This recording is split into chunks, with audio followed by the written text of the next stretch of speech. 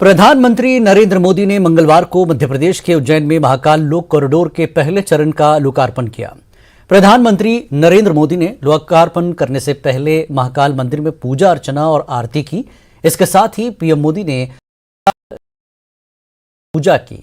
बता दें कि महाकाल का कॉरिडोर पहले मरहले में 316 करोड़ रुपए में तैयार किया गया है।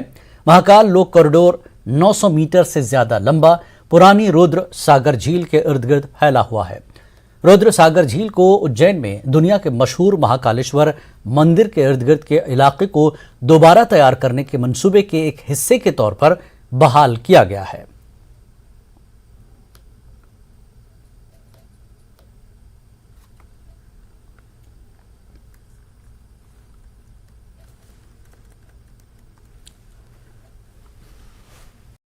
देख रहे हैं जिस तरह उज्जैन महाकाल कॉरिडोर के पहले चरण के लोकार्पण के मौके पर वहां पूजा भी की। और महाकाल लोक कॉरिडोर 900 मीटर से ज्यादा लंबा है, पुरानी रुद्र सागर झील के इर्द गिर्द फैला हुआ है।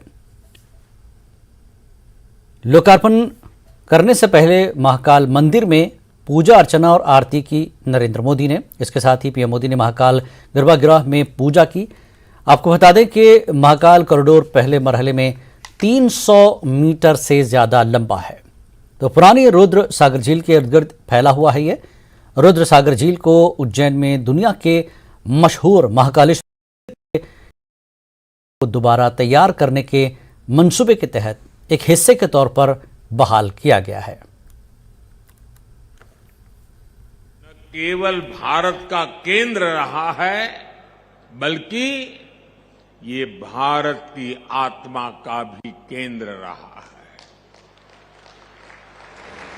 ये वो नगर है जो हमारी पवित्र 7 पुरियों में से एक गिना जाता है। ये वो नगर है जहां स्वयं भगवान कृष्ण ने भी आकर शिक्षा ग्रहण की। उज्जैन ने महाराजा विक्रमादित्य का वो प्रताप देखा है जिसने भारत के नए स्वर्ण काल की शुरुआत की थी।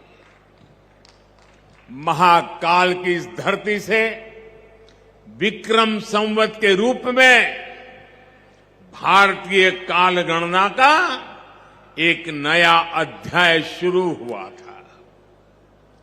उज्जैन के क्षण क्षण में, पल पल में इतिहास सिमटा,